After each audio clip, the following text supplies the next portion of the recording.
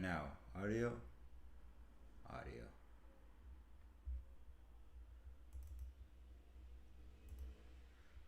Why do I have two mic sources? Well, doesn't matter.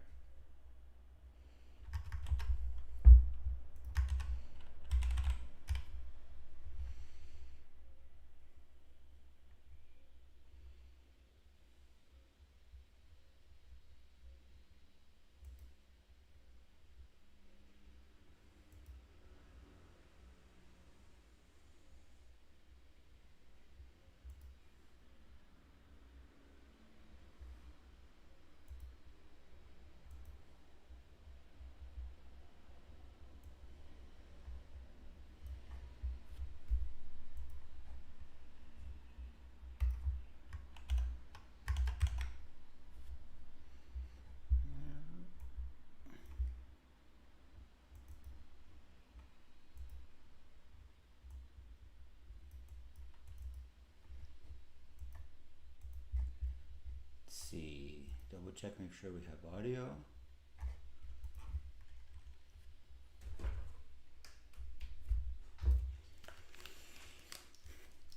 Try that one more time. Audio, audio, audio.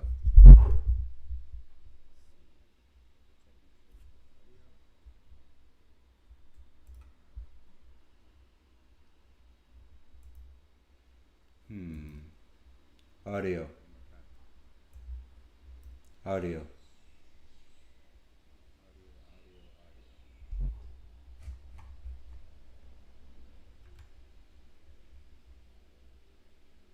Mic check.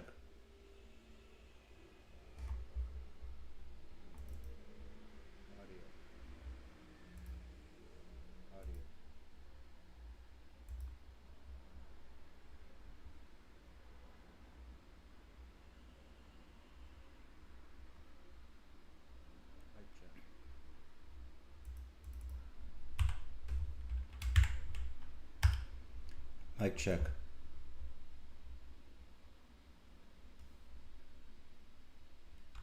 Every time I do this, something else breaks.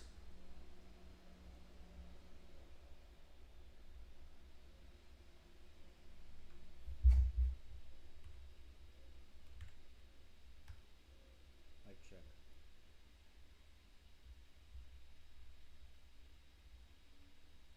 Every time I do this, something else breaks. A little bit more.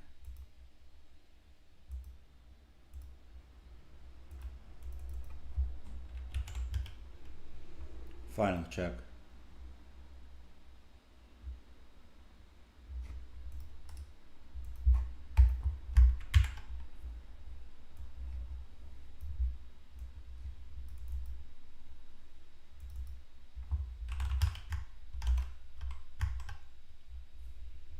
Final check.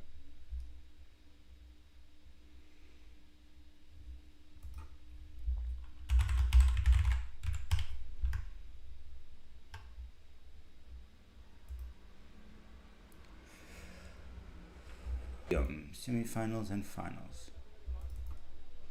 Vancouver versus World Cup. Vancouver FIE. Honestly, if you did Vancouver versus the World Cup versus the rest of Canada, Vancouver probably wins. That's where Dynamo is, and Dynamo has all the top fencers. Sam, Nick, Dylan.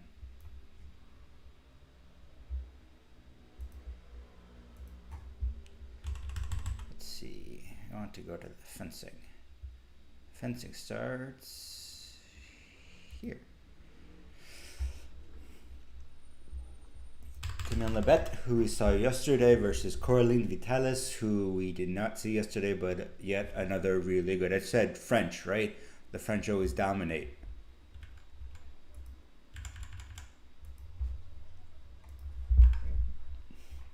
And there's just so many of them always, and they're all so good top to bottom that Camille's in, probably Lawrence is out, Kandasamy is out.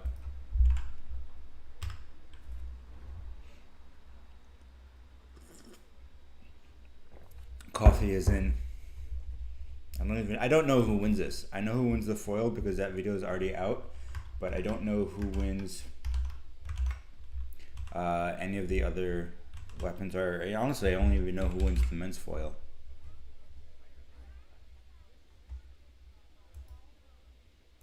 Okay, that's not what I want. Let's go fencing. All right, here we go.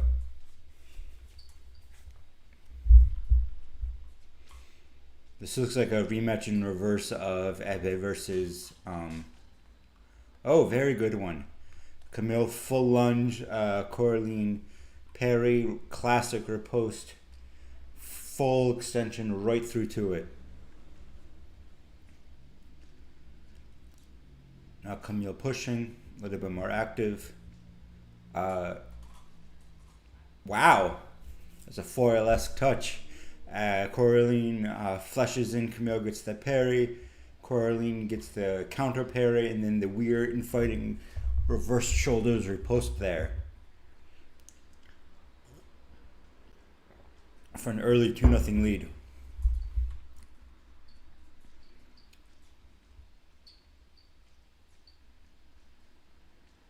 Camille half step extension, looking for some kind of a response there from Vitalis. Good swing there. If she does it again, I'm sure that'll get punished, that quick step forward. Oh, but surprising Nabet somehow.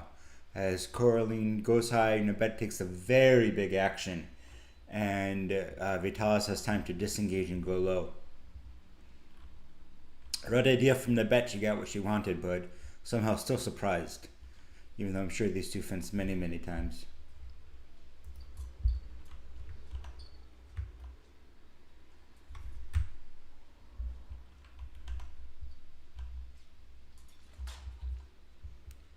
Double there.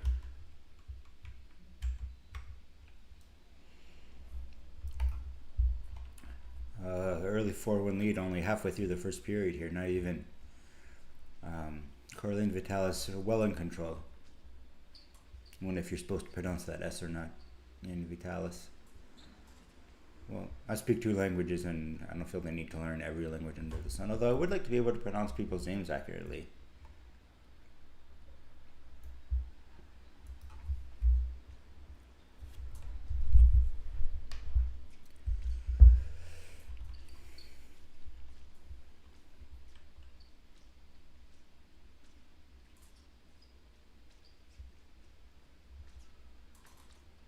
Long lunge from Nabet. No punish from Vitalis. Nabet tries again. Double touch. As Nabet goes low and Vitalis comes over the top.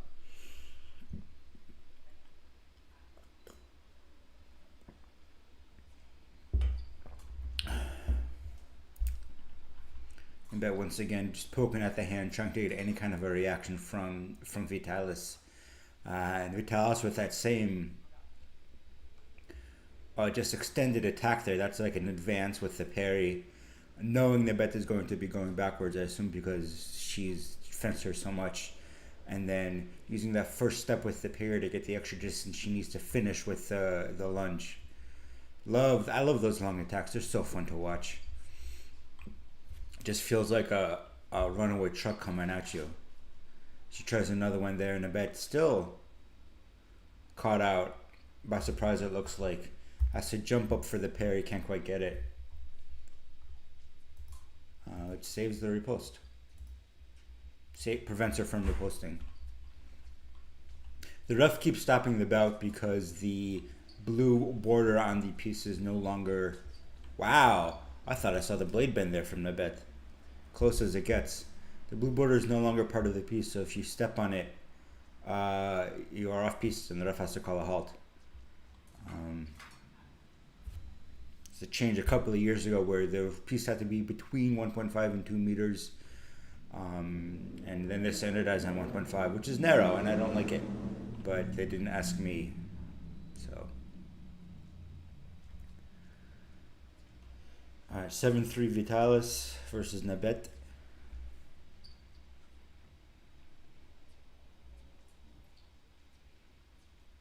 Really, I feel like Nabet's in control of this bout, and Vitalis is just punishing her when she oversteps.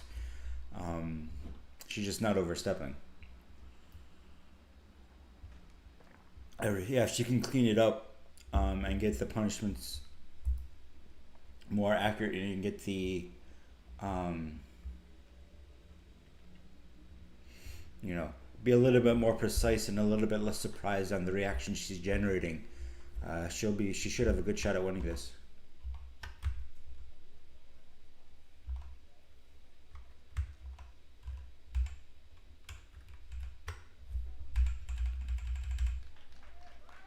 But phenomenal counters from Vitalis to punish every overstep and every distance mistake from Nabet.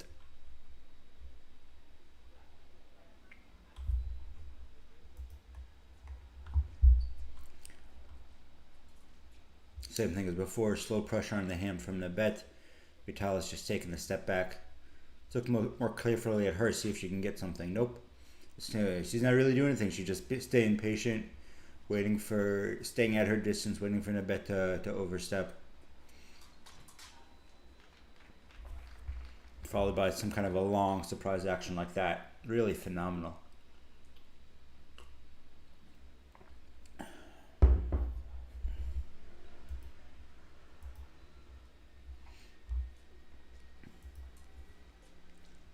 See if we can get Nabet just more distance breaks. Vitalis really has the timing on her preps. Finally gets one there. A little bit simpler of an action as she pushes forward and forward instead of forward and pause and play around with it and push back.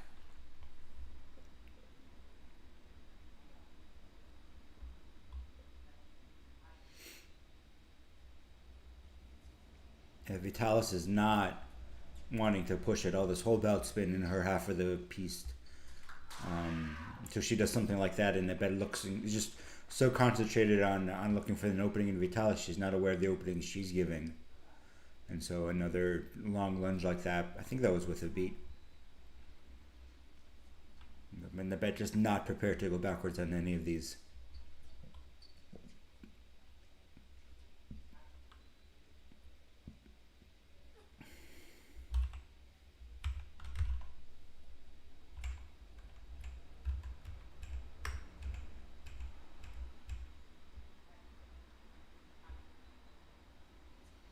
A little step forward, immediate reset to the on guard line.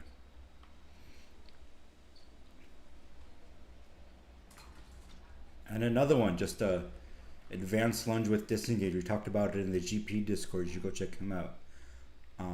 Single tempo action. Nabet has one opportunity to take the parry. Vitalis knows it's coming. Steps in with a disengage. Easy touch. And she is a little bit tall, but really this has nothing to do with height and all to do with being prepared for it. And she almost got another one there, but Nabet manages to go backwards far enough. In fact, too far so she can't get the counter in, but better that than getting hit. That's not really the action she's looking for.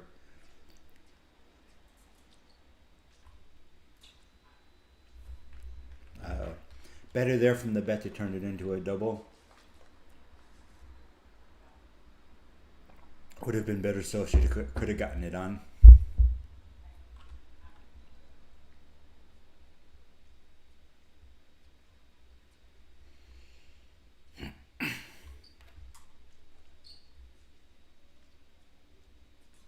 Oh, excellent little poke under the wrist there from Nabet. I'm not sure if she hit the wrist or the knee, but either way, great opportunistic sniping. She's got to do that is 5 more times, and then we got ourselves about. I mean, she's got a lot of time to do it. We're still only a minute left in the second period. She's got the second period and all of the third period.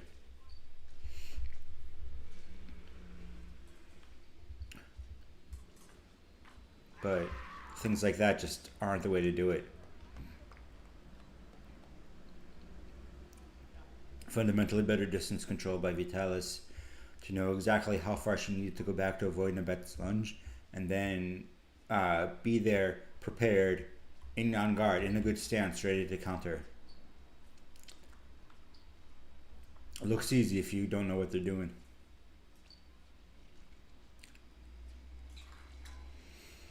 Fletch there and just, I don't know if the bed's worn out or not paying attention, but just not a good showing by her. May not even make the third period.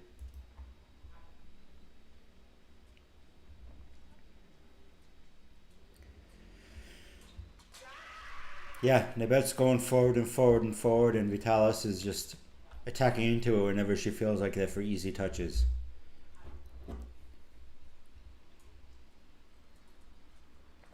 I have to have watched the rest of this to really figure out what's going on with her, because this is the top four. She's clearly had an excellent day. But this is as far as it goes.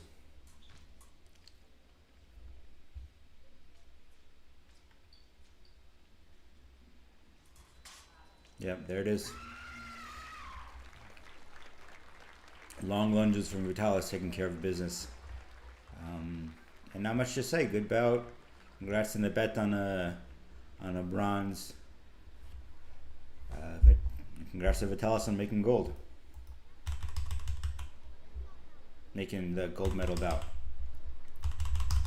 Xiao Rian, who we saw phenomenally taking care of Rosella Fiamingo, has apparently made the finals versus Isabel Di Tella of Argentina.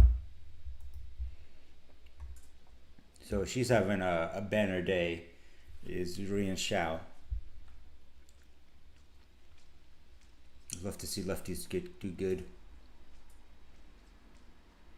She looks a little bit stiff. I'd be shocked if this wasn't her first podium.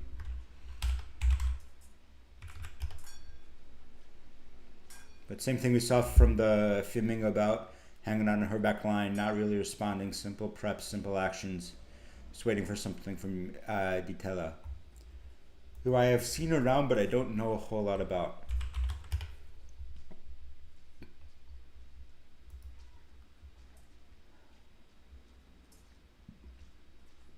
Rian Xiao is 16 and rated 18th in the world after this tournament, so phenomenally good representation from her. Her brother Rebo Xiao is also Canadian. I assume they're related. And then Julie Xiao is a third Canadian. I assume that's a family. Leon very good in his own right.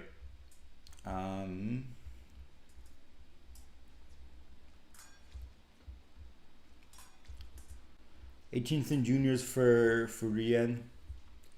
But yeah, this is her first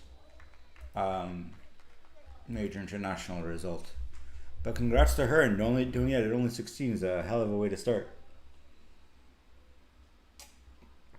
1-1 with a minute 50 left. Not much action from Di Tella, not much action from Xiao. They look like they're both more reactive fencers, where you want your opponent to do something and then you punish it. And they don't have a lot of creativity in their own offense, just simple actions, which is effective if, I can say a bit boring.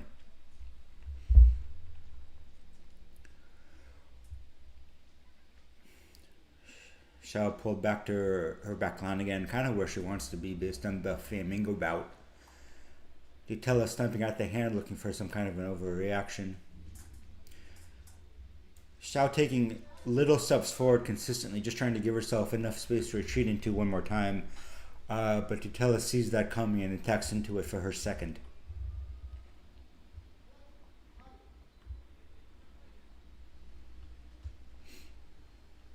We did see Xiao be a little bit more aggressive at the points in the Fiamingo bout, if I remember correctly.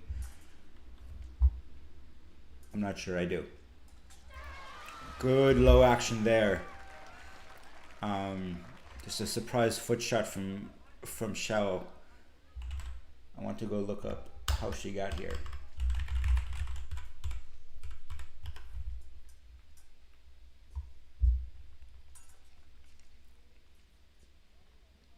Little bit more aggressive now from Xiao. Not quite as willing to give space. Making Di Tella be a little bit more aggressive into it, looking for some kind of a punish there. But letting her get very close as a consequence, which is high risk, high reward. Kind of playing a game of chicken, see who blinks first.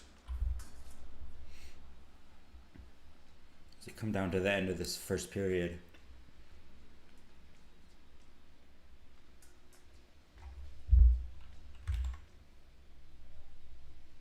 2-1-0. Yeah. All right, not a lot happening. Both these fencers heavily distance focused.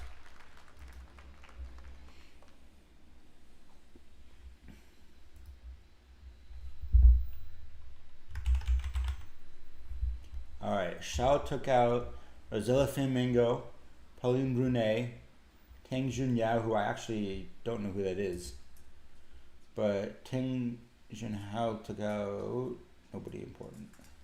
And Yoshimura Miho, who I also don't know. So this tournament has so many upsets. It was phenomenal to watch if you're a fan. Less so if you're trying to pick a fantasy squad. But, take what you can get.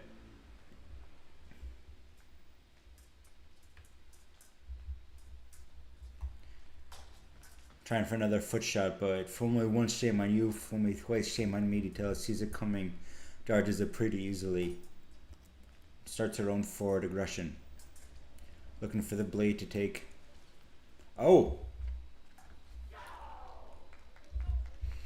Detail sees Shao isn't really willing to commit to a strong counter-offensive action. It does one. Shao gets caught kind of looking. Although it was set up the touch before, when Ditella went in, Shao took the blade, stepped forward, and then parried, expecting a counterattack from Ditella. Ditella saw that, knew Shao wasn't going to make a strong attack, and did just straight 1-2. And then caught Shao sleeping a little bit. Oh, and she gets to the foot again, so, now Ditella has to think a little bit. That Shao's been pinning her foot down.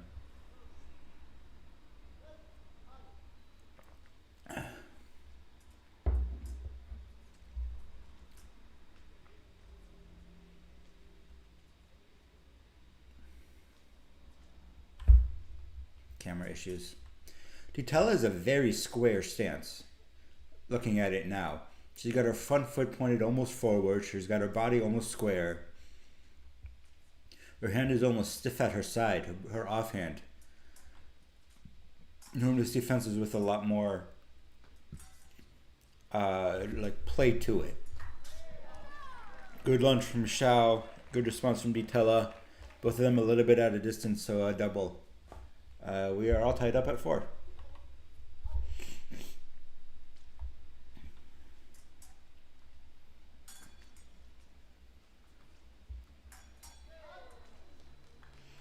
Camille Nabet, who we saw before, took out Alexander Zitel, Lim Tae-hee, Bizura, John Bizura, who took out Song Sera, who's on my fantasy team.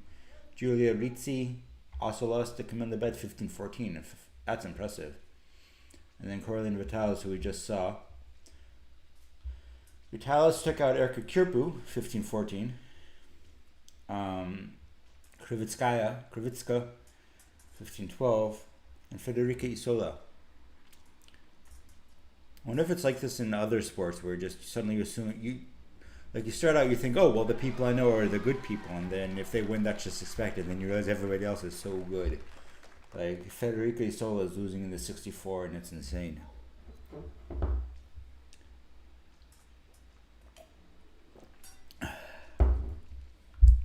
5-5, 30 seconds left in the second period. Shao a little bit overcommitted to a hand shot, bounces off the bell. Ditella punishes with the flush to take the lead, 6-5.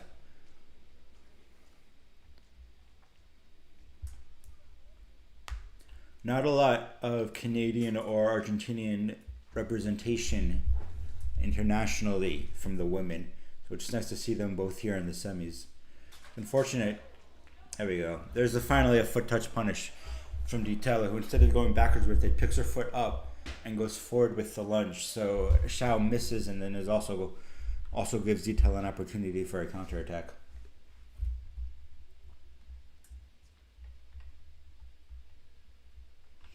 Ditella got here through Julia Belyaeva of Estonia. There must have been 6 Estonians in the first round, which is impressive, except I don't think any of them made it past the third. Isabel Di Tella took out Alberto Santuccio of Italy. Same thing with the Italians. A lot of them, and none of them are here in the eights or the semis. Giulia Rizzi, that's it. And Christina Kusk. Okay, so they did.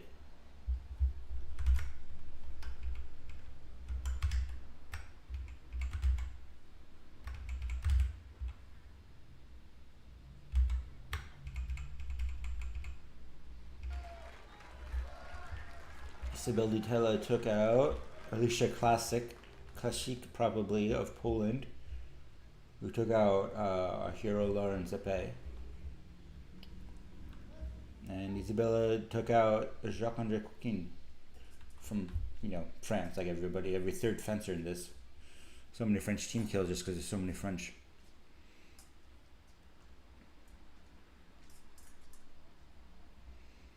It's one thing to send 7, 8, 9 fencers to a World Cup. It's one thing to send 7, 8, 9 fencers to a World Cup and have them all capable of making the 64 or the 32.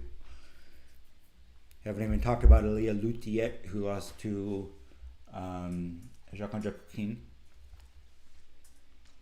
Very, very close fencing now here. Oh my gosh.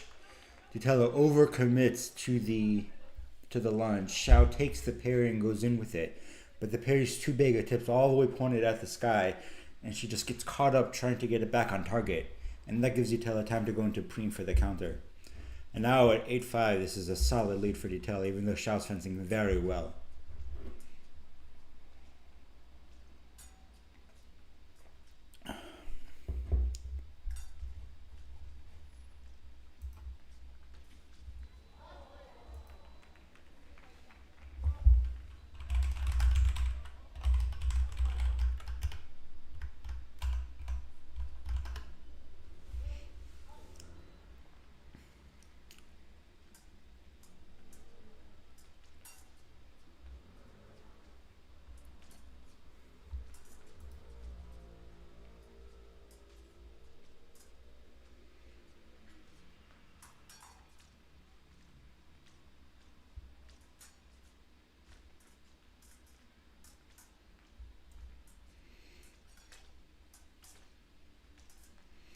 Good advance lunge from Xiao, but Di Tella sees it coming.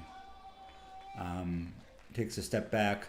Xiao again, but Di Tella sees it coming and goes into an easy, really a nice prime there. Very small, very, very compact for 10th touch. And soon this bout's over. She's broken it wide open here in the third.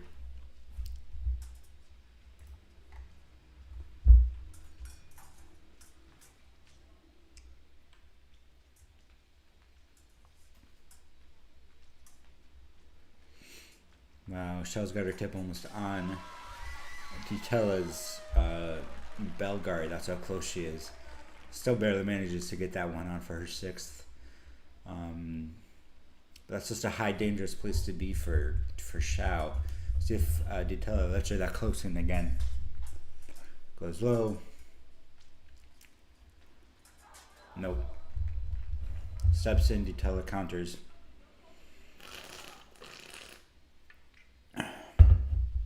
As Xiao's front foot comes down so she can continue.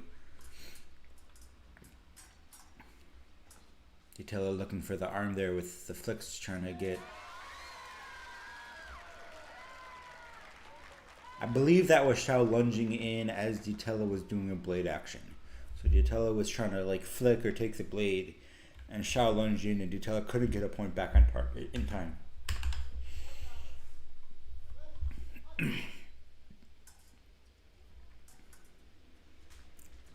Double there, but that's all to the good for Di Tella.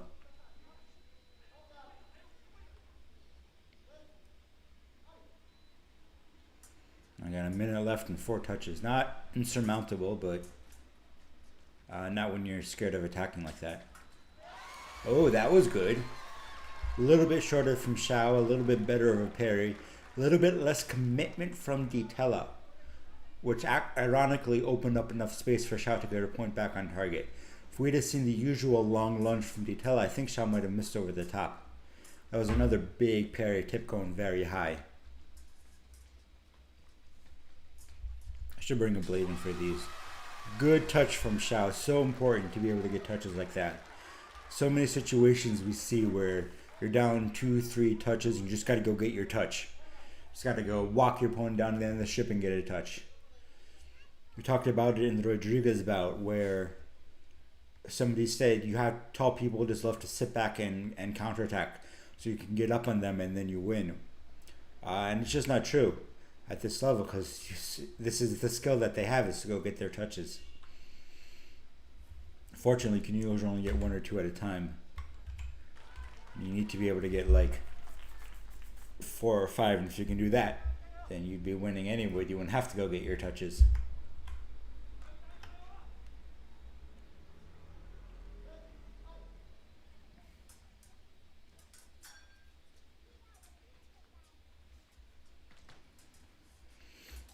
Nope. Counter low. See, that's a no-no. Because if you test your weapon, then you can't get the touch annulled if it doesn't work. You have to let the ref test it. Even though it's instinctive to do it yourself because that's what you do at practice. Good touch there. That offensive confidence is what Xiao has been lacking this bout. She's not willing to go put herself in a situation and attack. She really wants the blade or wants to telecommitted to something.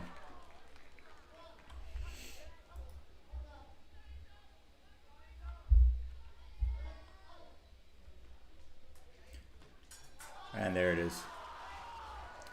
Congratulations to Xiaorian for her first World Cup medal. At only 16, she has a bright future ahead of her and a bright present now.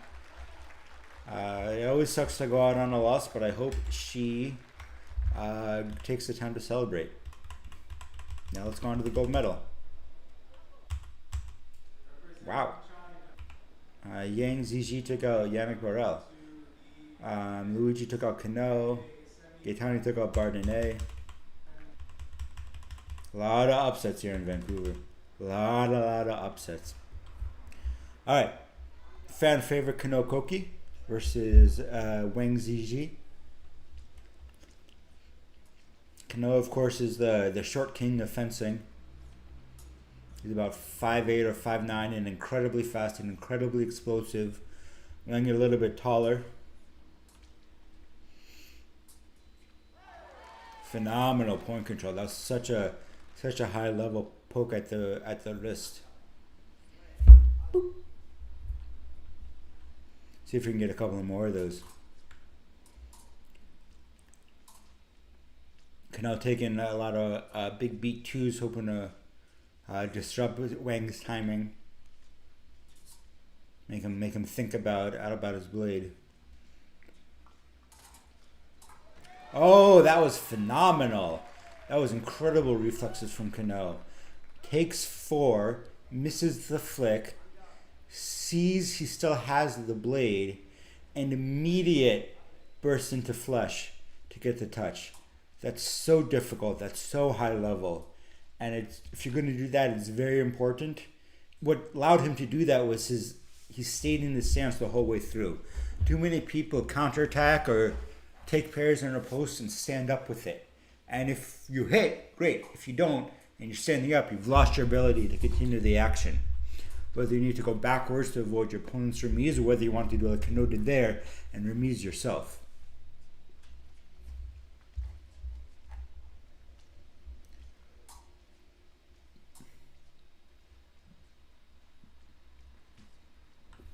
Lovely pale blue shoes Cano has on.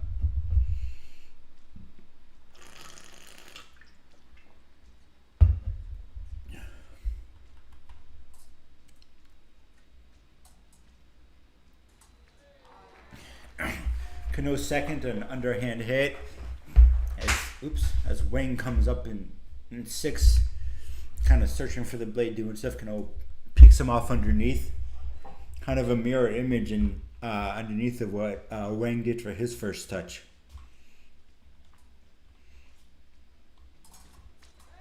Excellent. 2 counterattack from Cano in 2 actions. He's so fast and he's so trusting of his own speed. Take the parry, wait, a moment to see where the post opportunity is and hit it. So fast, so clean, so smart. Now he's in control.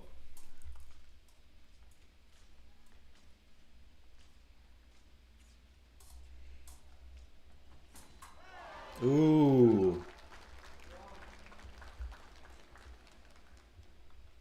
I believe that was a half disengage from Wang where he knows Kano wants to take four, so he goes in four and then comes underneath.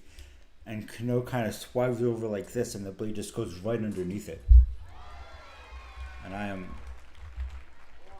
too many things are happening too fast. Let's see what happened. Replaying this touch. For me, if nothing else. One more time. I think Wang, either Kano took a small six or Wang just bounced off the bell. And then a quick back flick from Kano. Yeah, back flick from Kano.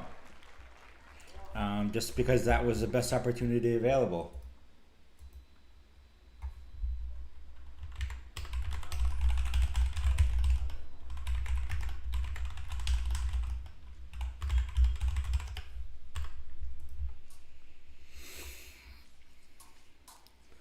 "40 seconds left. Kano looking very comfortable drawing Wang in. We did see Wang's second touch as a very good lunge into this exact kind of a pattern that Kano is setting up. So I'll have to see if Wang can find it again. But he finds his own back flick, six back flick, as the highest Kano's flush comes in and a quick flick down from Wang. Foil-esque.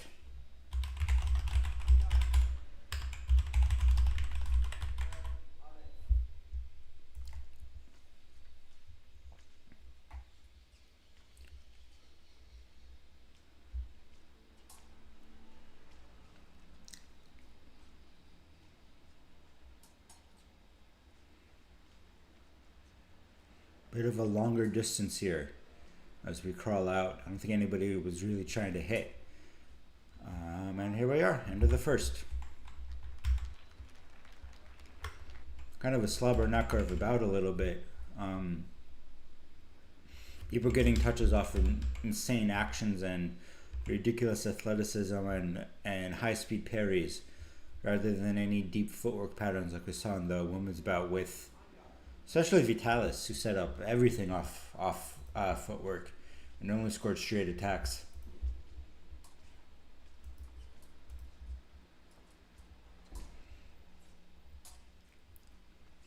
Been a very Wang pressing, Kano pulling bout as we spend all of our time on Kano's side of the piece.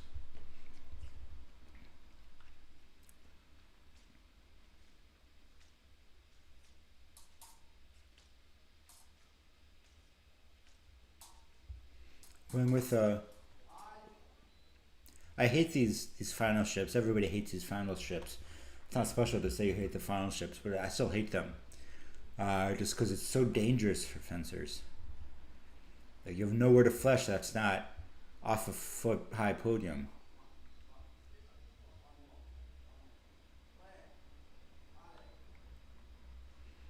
I think that must have been a card right now for jostling that Wang just got.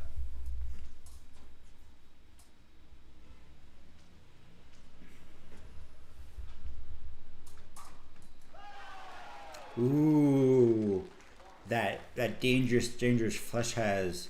Wang actually needs to take two parries and jump out of the way, but he gets it and then puts his point right on as Kano runs by.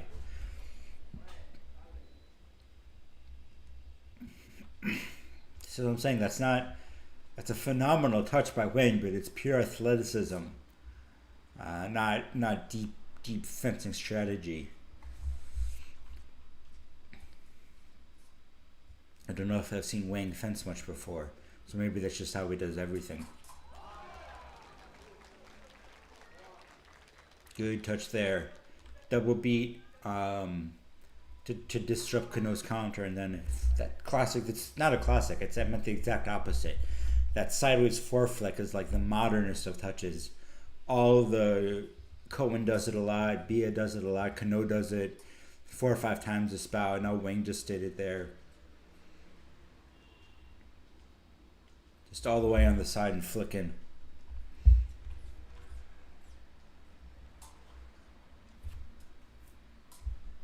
Kano starting to play at a bit of a longer range here.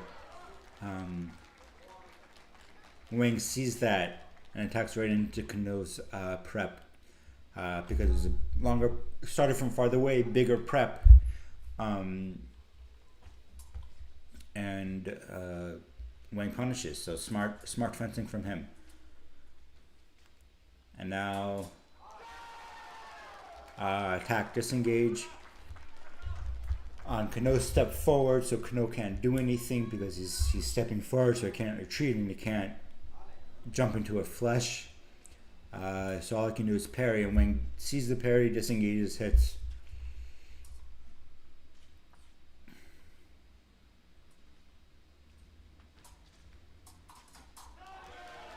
Another one there. Kano really wants that attack, but he's just a little bit too close. Can't quite get Wang to react from far enough away, and Wang's consistently getting the point on. All of these are very close, but at this level, everything's very close. That's just how it works. See if Kano starts getting in a little bit closer before he attacks. Nope. Another flick, another parry, another counter from Wang, and the spout started 4-1, now it's 9-4. Really strong comeback from Wang, and then keeps the pressure on. He's got his system, and it's working really well for him.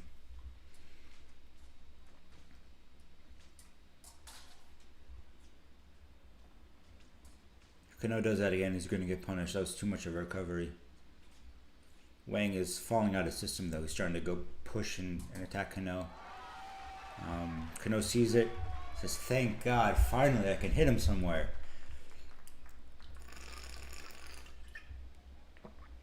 And does. Gets his 5th.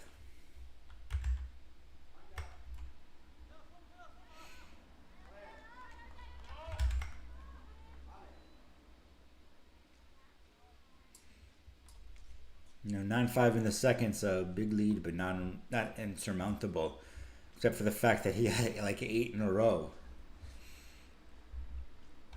So an 8-1 run is pretty bad. Which is a stat they track in basketball, but not in fencing, and we probably should. If only I knew somebody who had a stat site where they could check that kind of a thing. Alright.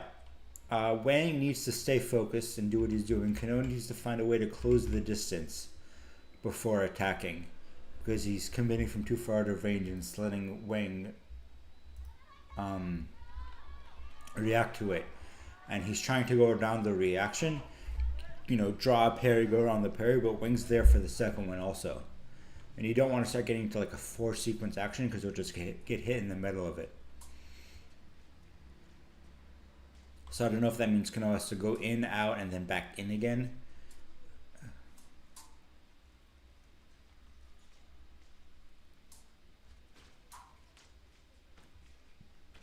Something like that, where Wang is actually falls short, is a good sign, except for where he just turns it into an advanced lunge.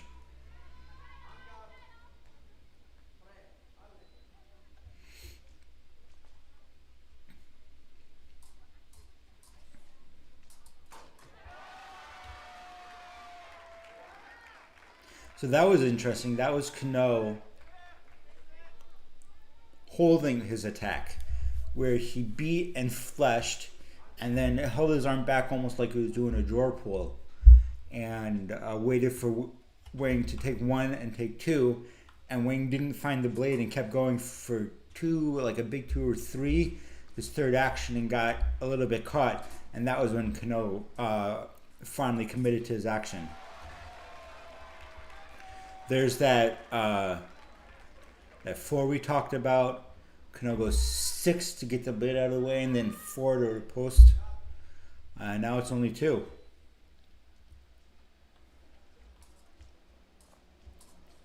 Zhang a little bit out of his game attacking like that. Oh, but a good back foot there. To open it back up to 3.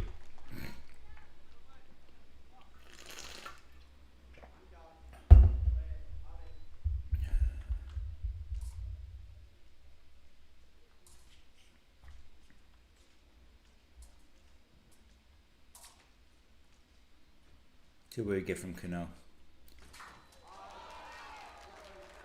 Yeah. Went in Wang's favor as everything seems to. But that was kind of a random hit. Could have been a double, could have been Kano's.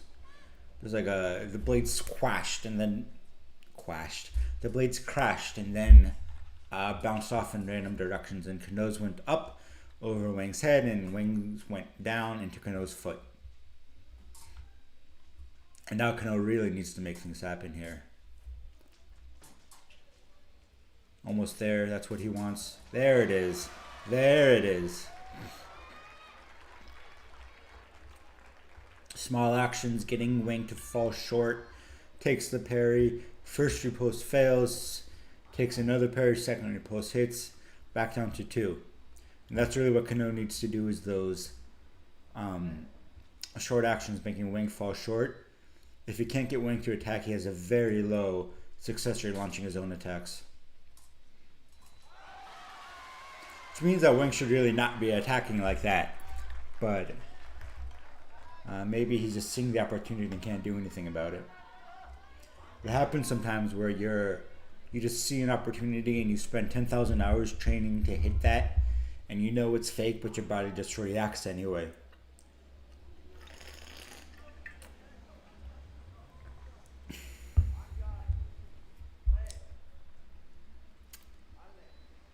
See if he can, Wang can collect himself.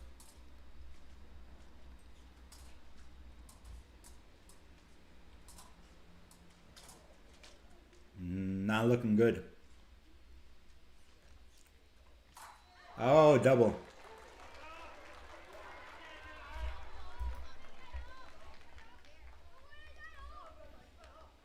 If I was Wang, I would not be confident in my ability to double out right here. That's so scary against Kano. But he really wants to close this bout out. He's scared to let Kano come at him. And generally, I would agree with you. Active fencing, aggressive fencing is better than passive fencing. But in this case, it's just so dangerous for Wang to be attacking at all.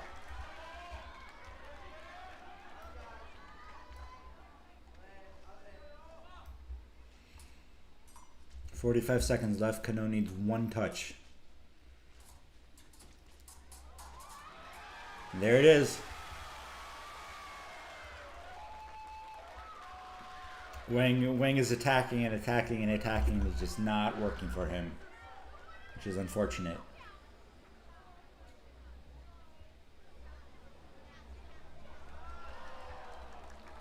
I don't think he turned his back, really. See what the ref says.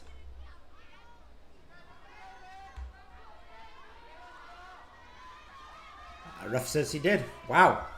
That's a huge call. I can see where he's coming from.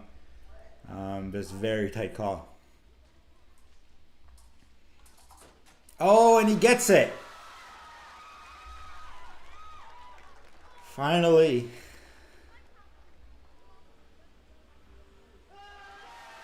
Barely. Squeaks by.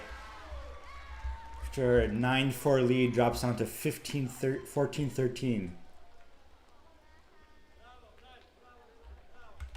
And almost microns away from being 14-all. Alright, Gaetani Middleton.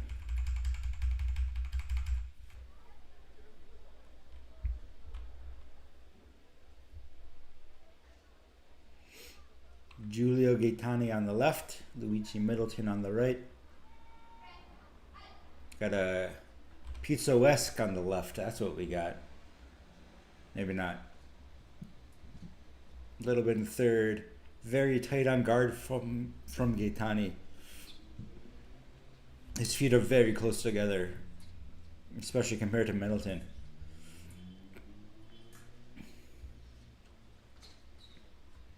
I used to not be a believer in national styles.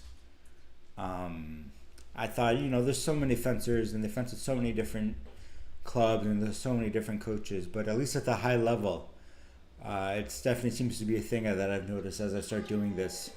It's a long flush from Luigi, gets his first touch.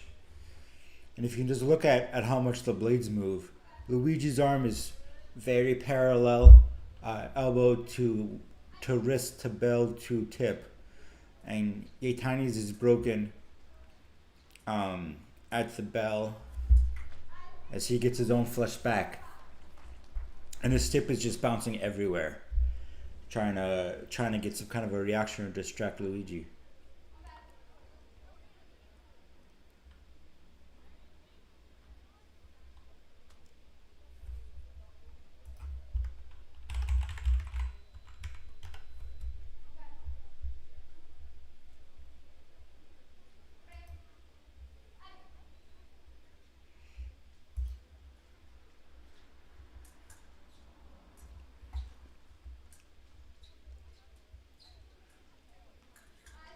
Double touch, nothing done. Looking at the stats here, Wang Ziji took out Alexis Bayard, Matsumoto Ryu, and Yannick Burrell, 15-13, so a good day for him.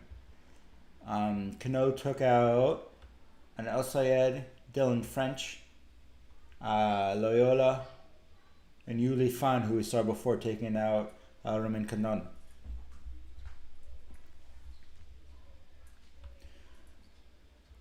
Middleton got here through Lan Ming Hao, who I think is the top Chinese fencer. Ruslan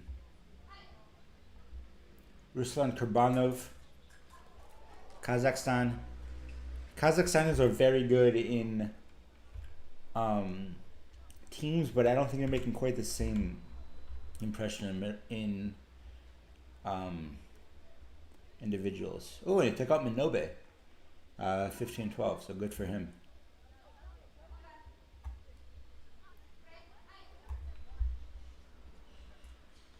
Camera issues. All right, focus on the bout.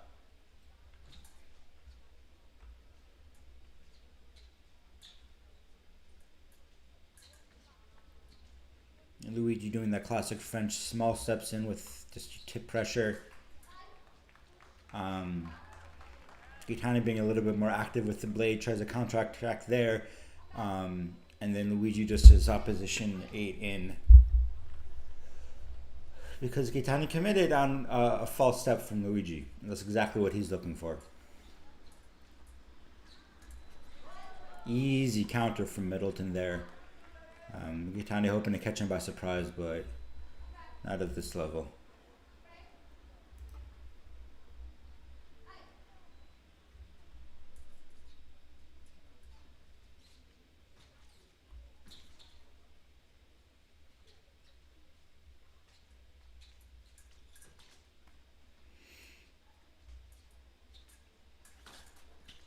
Oh! Phenomenal touch from Luigi. Flush into Preem.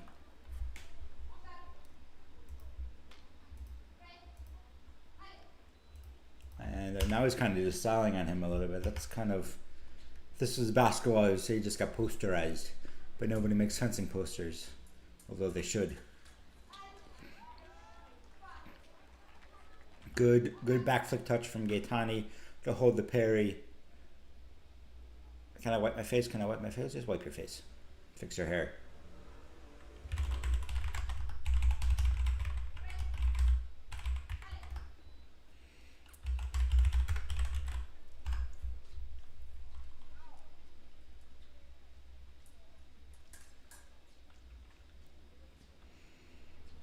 Five, 4, 40 seconds left. Gaetani looking for the blade as he comes in. Looking for a counterattack, really.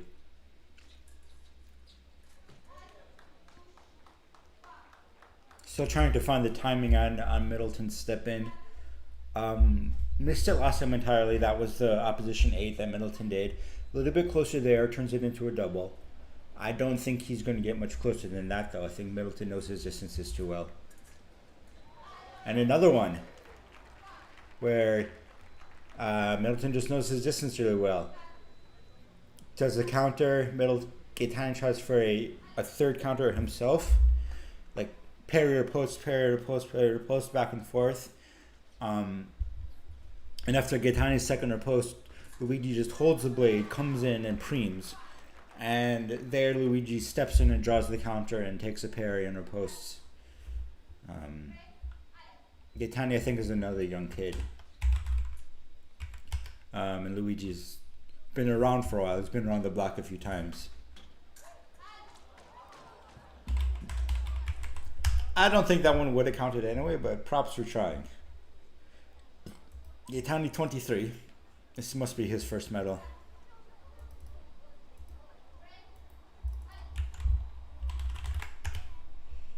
Middleton 25, but I think he's been around a bit longer. Beyond the 2-year age difference, I mean.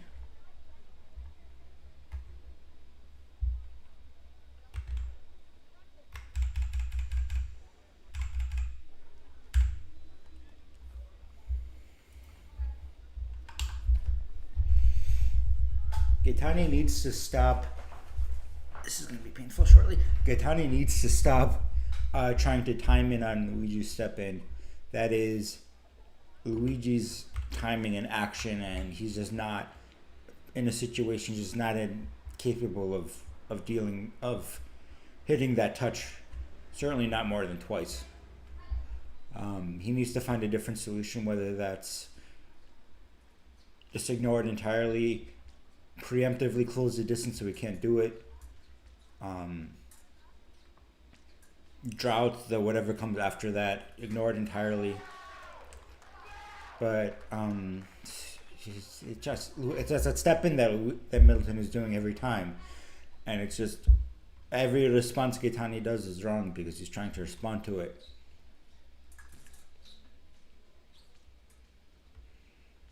You know, going in his timing is what I would do. Luigi steps in, he steps back, and then he closes the distance again when Luigi isn't stepping in. Something like that. I'm not sure if he was trying to time that step in again, or if he was just trying to find the timing where Luigi wasn't stepping in, which would be better. See if he gets more of them.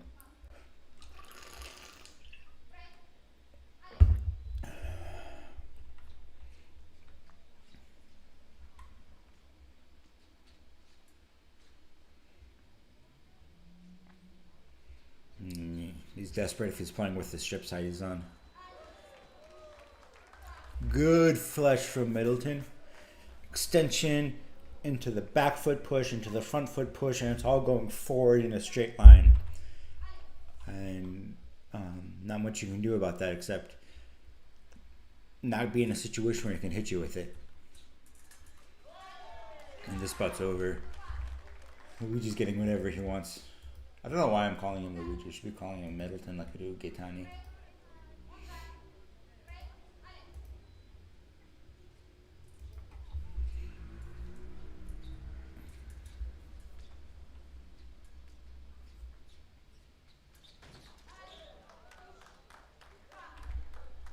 No, I'm a double there because Middleton is being lazy. He's happy with a double.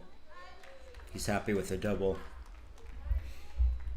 Gaetani's just not capable of generating the kind of offense he needs to get a reliable touch.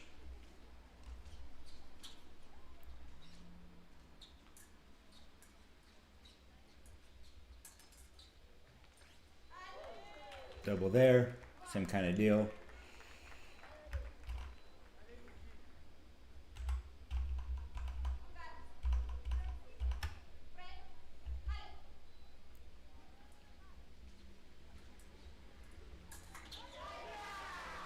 Too much blade action there. He's reaching out trying to find the blade, and Middleton will just feast on that. But congrats to Giulio Gaetani and his first bronze. Great end to the day.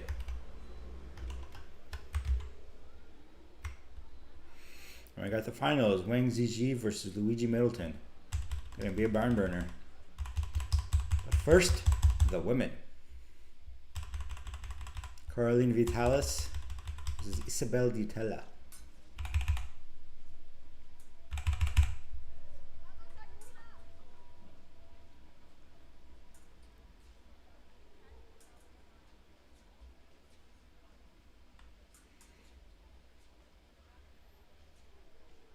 Two lefties, as appropriate. Isabel Di Tella on the left, Caroline Vitalis on the right. Caroline finds the first touch, taking a 4, holding the 4 all the way through the action as Di Tella tries to go around it, and finally getting her point on target.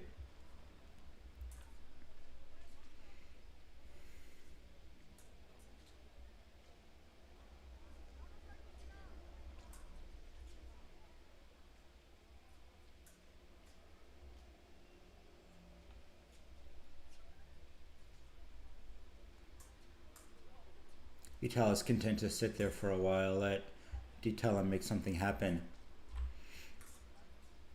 Di Tella coming in close, trying to get any kind of a reaction out of her. As we saw in the Xiao bout, Di Tella is not great at dealing with people who don't react to her. And so something like that, she just pushes and pushes and pushes, but she has no real threat afterwards. And so Vitalis just lets her come in close and does a straight attack.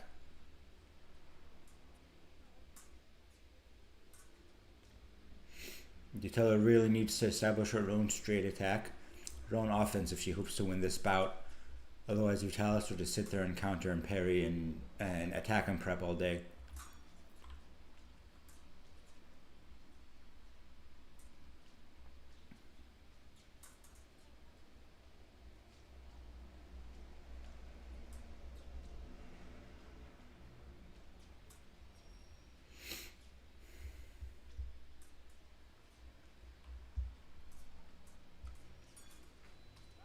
Ooh.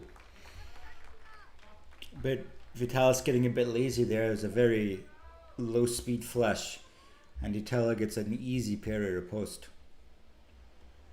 Don't think we'll see too many of those, but that one was nice.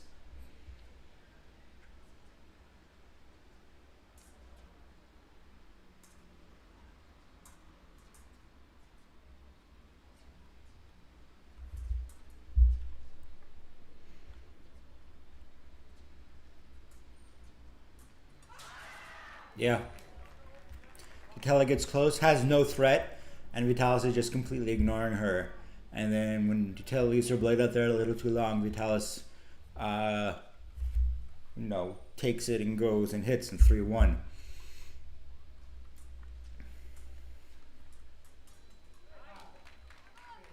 Better, bit more aggressive from Di Tella.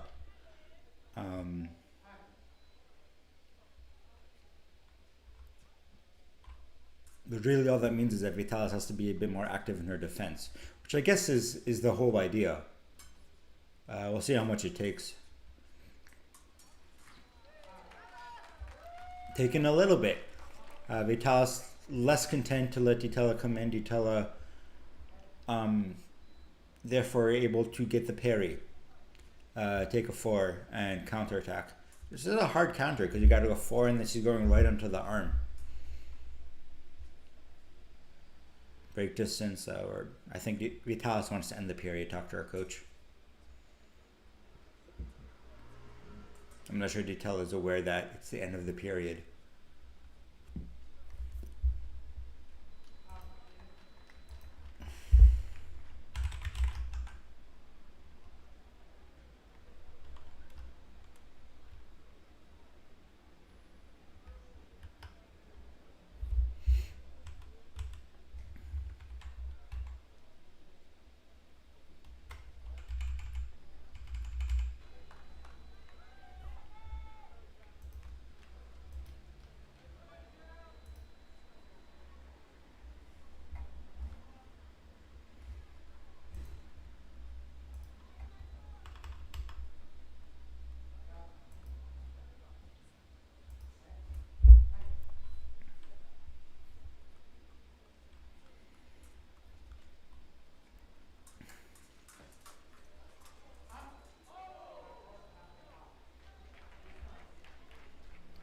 called for a core probably, and then the riposte was the final action was well after that, which is unfortunate because that was kind of what she wanted.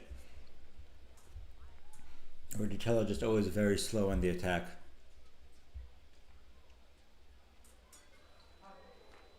Ooh, nice little arm pick.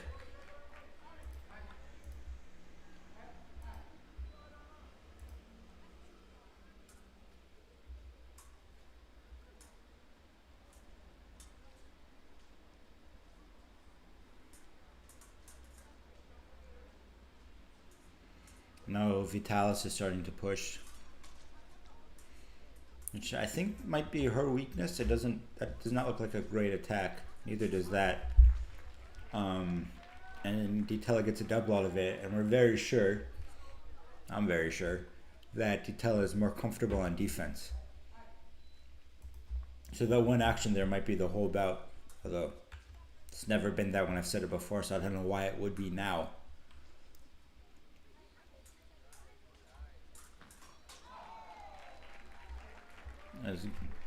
Vitalis does very good 6 take, bind in 6 and then lunge for an equalizer. 5-5 with 2 minutes left.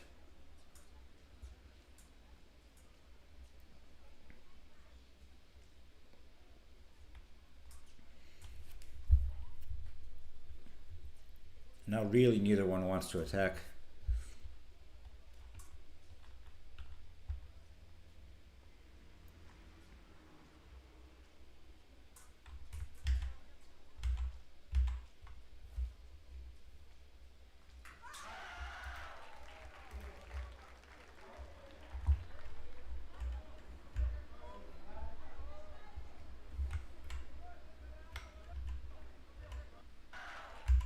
Sorry, I spaced out and missed the touch.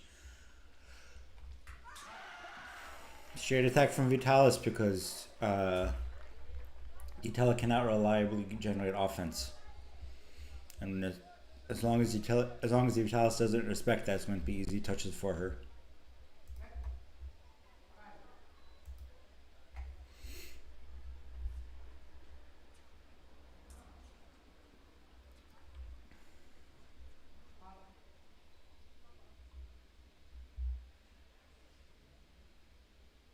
No, that's rough. Shoot tie.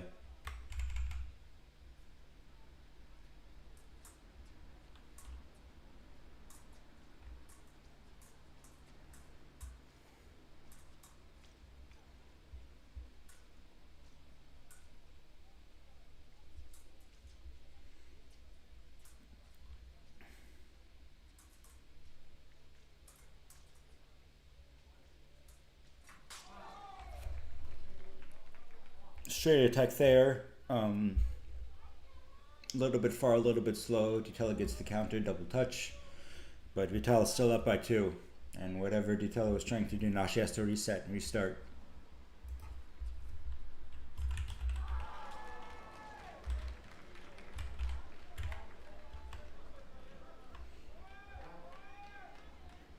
Quick flush there from Ditella.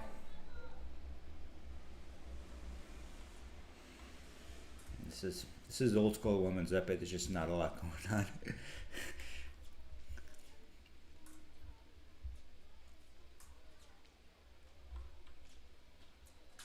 Double there again.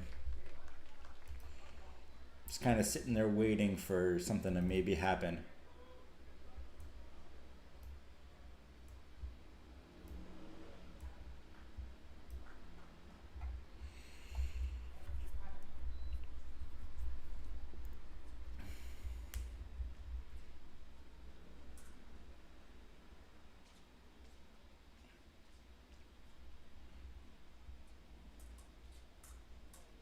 Ditella closing the distance this time.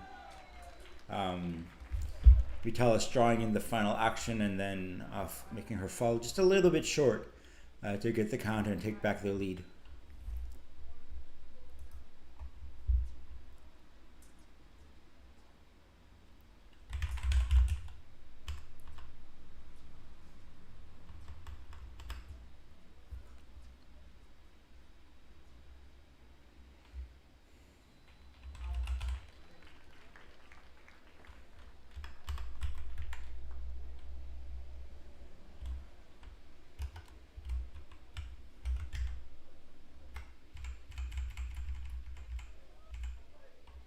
This might be the period where action happens as somebody gets down by 2 with a minute left and then has to make something happen.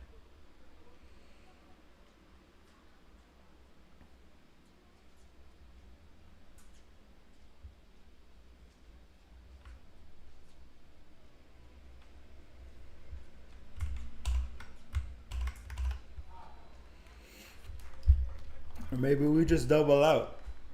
And Vitalis just doesn't ever let you tell it in close.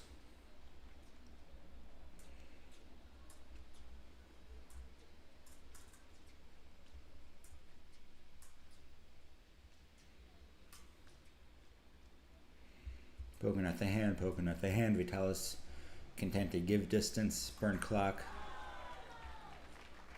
That was a fun action. That was Vitalis seeing Ditella come in, having established over like 2 periods this low tempo action, and just absolute surprise when she does an offensive action with that blade take.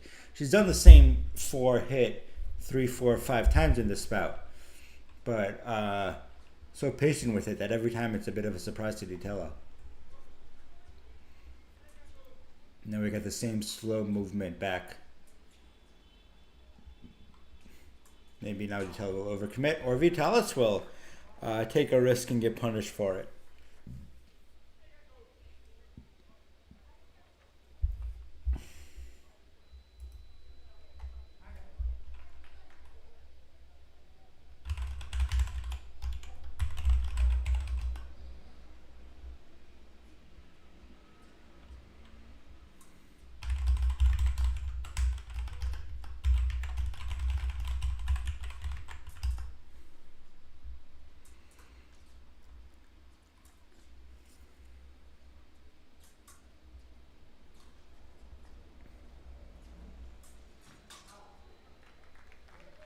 Longish lunge from Vitalis.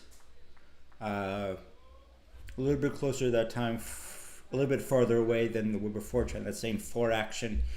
Ditella turns it into a double.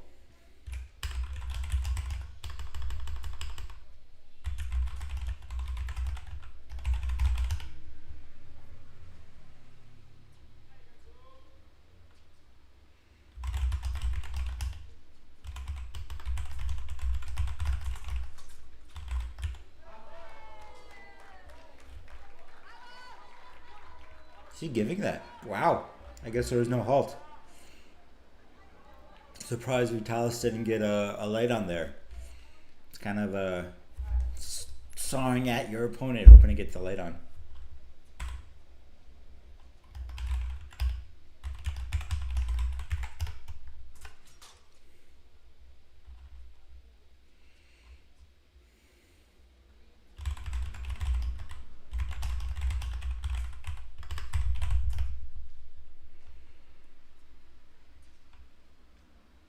$12-12, minute left.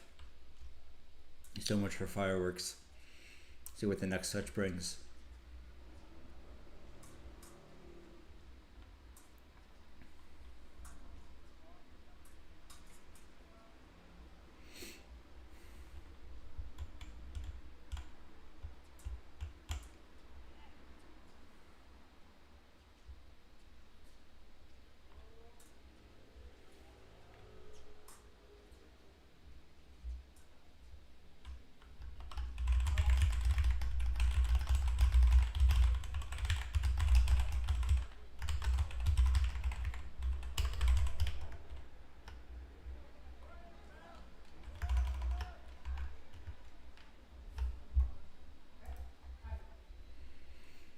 Third period, Picard.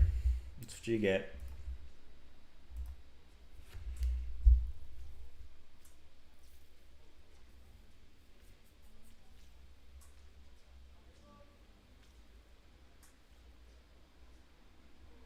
And overtime.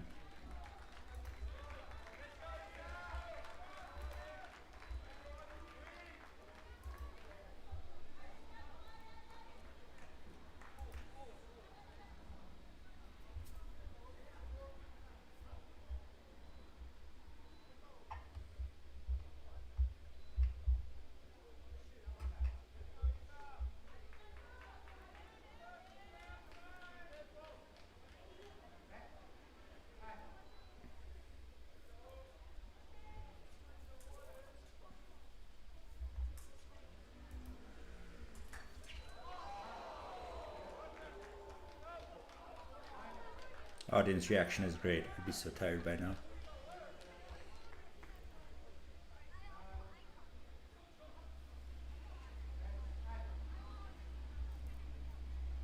Okay, it's a different P for priority and a P for passivity. Oh my gosh. Mike runs away from Vitalis.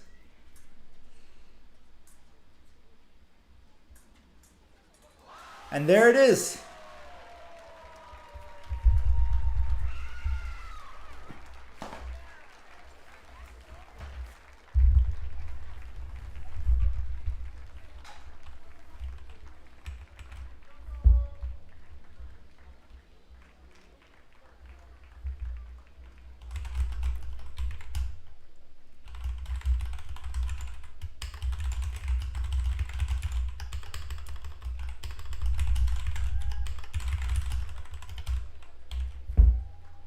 Come back, come back, come back. No.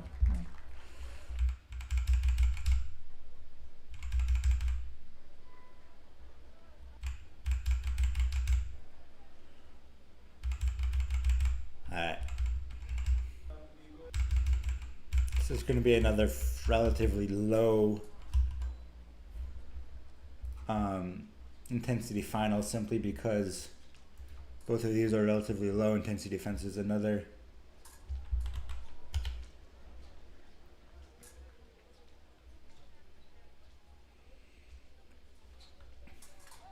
ooh, great flush from Middleton. Absolute max range.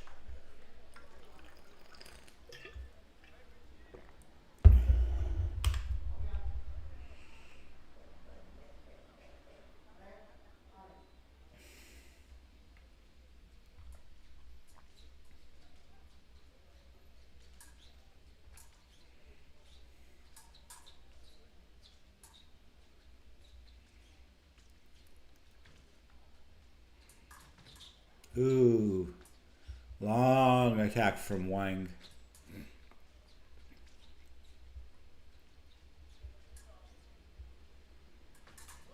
Another good flush from Middleton.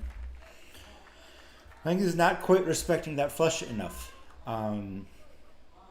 Middleton gets that out extremely quickly, and Wang has been consistently caught out with it, even though he thinks he's far away. It's a longer range flush than most people have, or most people use, but he's very, very good at it. Better there to come in with the early counter, but honestly, Middleton didn't really set that up. So, kind of just skill checking him. Can I just flush you 15 times and be over in 10 minutes?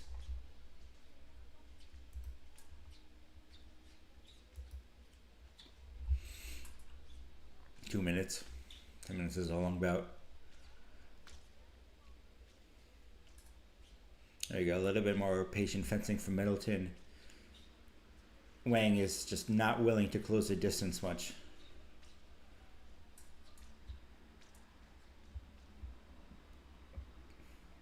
Reset, he doesn't want to pin Middleton on the back line. He wants to be able to play with the distance more and let Middleton break it open as well.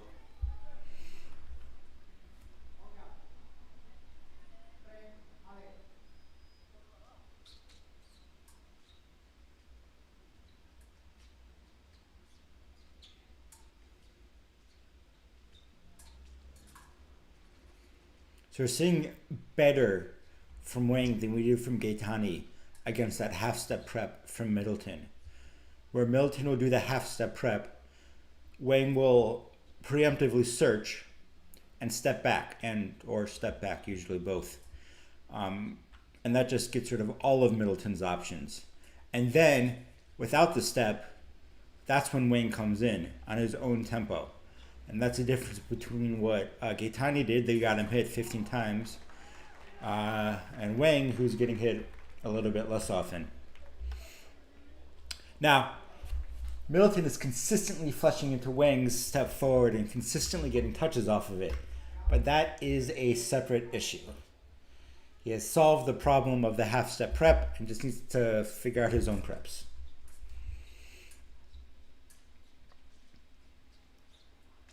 Yeah, see, it's...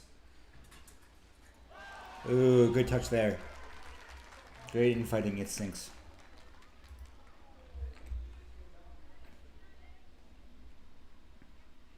It's what we saw there was, for example, from Wang was a double step forward after Luigi stepped back. So it's a half step in with the extension, and then Wang goes in. And that's really his action that Middleton salvaged to get into a double. It's a small difference, but it's a big difference in fencing between Gaetani's attack into that half step prep and Wang's attack after that half step back into Middleton's retreat.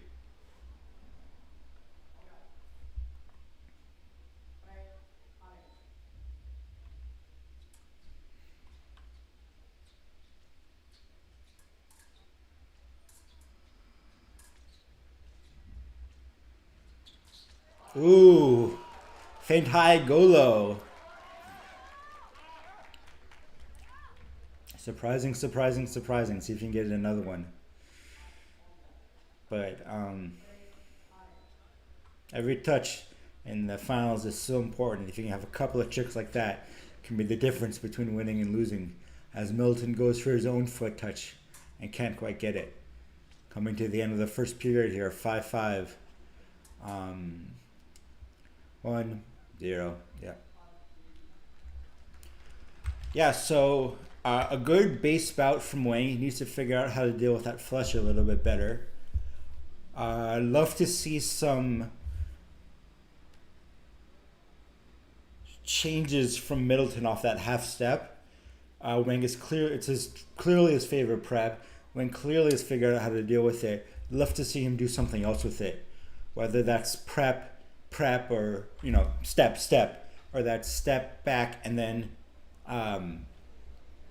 use that to draw out Wang's counter. But it really feels like he's being surprised by it.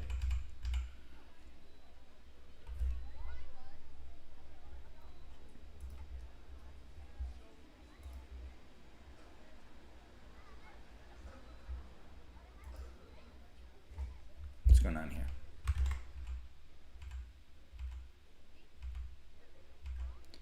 The clock says 1.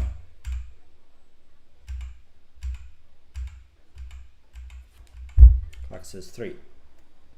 Clock says 5, 3, 2, which is what it's supposed to say. All the other numbers were wrong.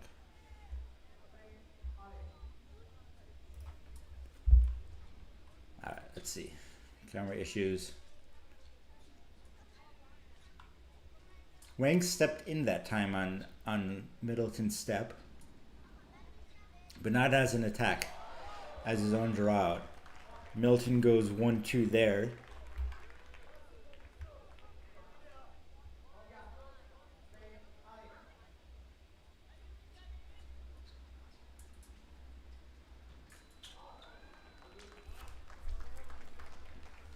I think that was Middleton again trying to punish Wang step in like we said before, but Wang one step ahead of him, holds his ground, gets the counter.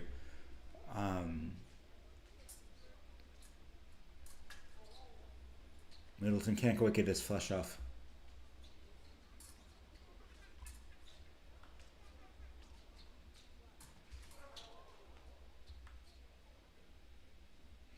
Middleton really likes his half of the strip. He really wants all that space.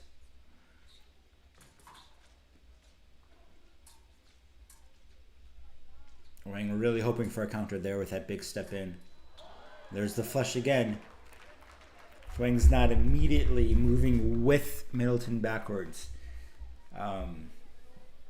Middleton hits that flush. And it's that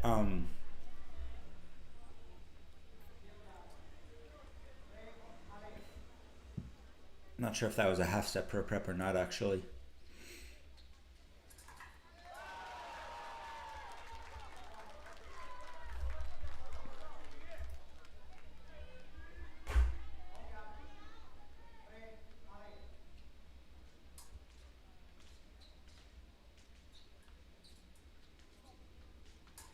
Wang closing the distance here as Luigi just stays mobile and active, not doing a whole lot. Wang doing big distance changes, hoping to draw out something from Middleton at the wrong time. But Middleton stays with him, and then we get a double out of it.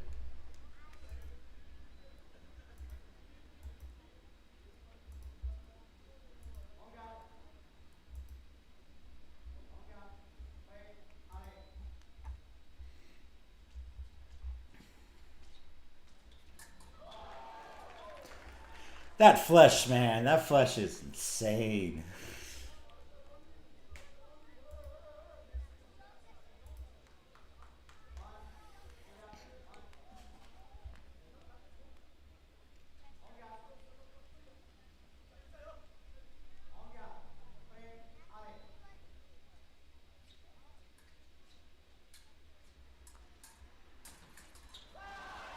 Ooh.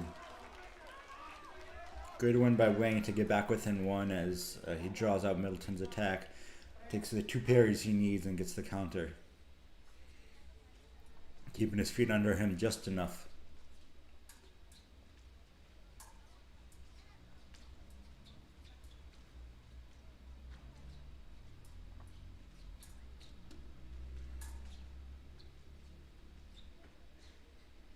Throwing out a hand shot. Hoping to get a riposte. But Middleton waits for when he does the hand shot and pulls back without doing the blade beat. And flushes in and gets a double out of it to maintain his one-score lead. We have another shoe emergency.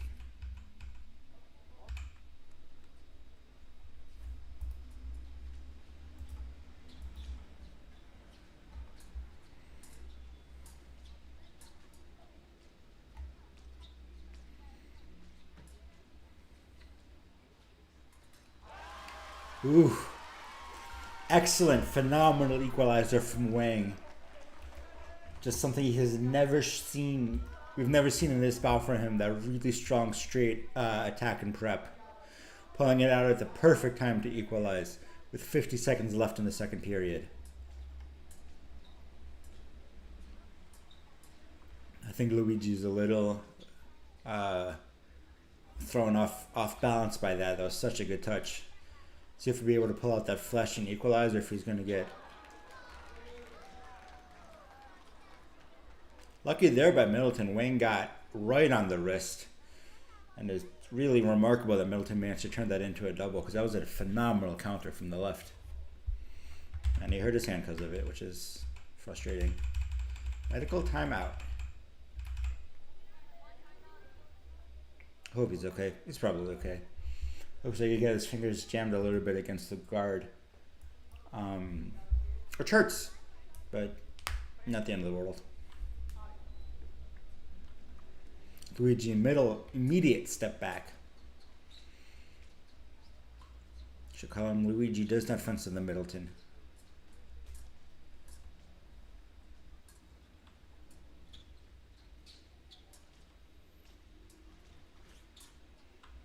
Open for a long attack, resets, 10 seconds left.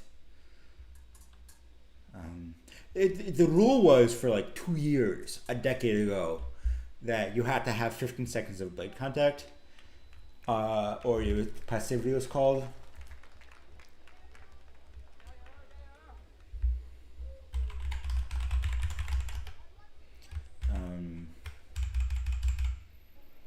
And now ever since then, to avoid passivity, fencers will tap blades, and it just...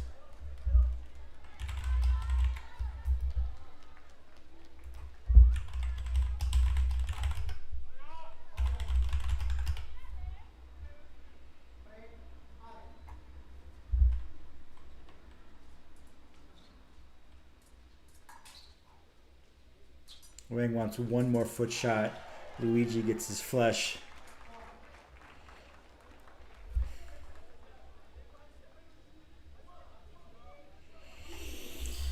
See if we can get one more trick in him. Pull out the equalizer. Maybe two more tricks to take the lead. He needs one now, one double, one at 14-14. But I believe he has ice water in his veins and can pull this off. But if Middleton gets one more flesh, it's over. He'll be able to double out.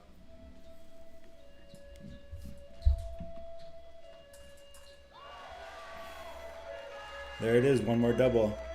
Zhang tries a long attack. Middleton gets the counter on the arm.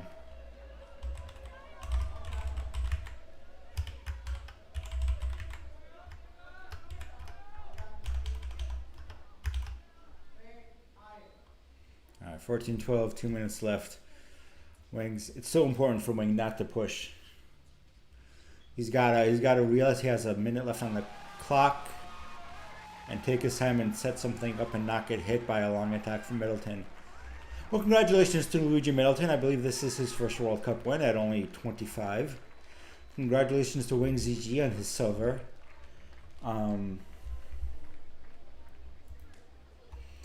Thanks to my one viewer right now, but I'm going to log off and take a break.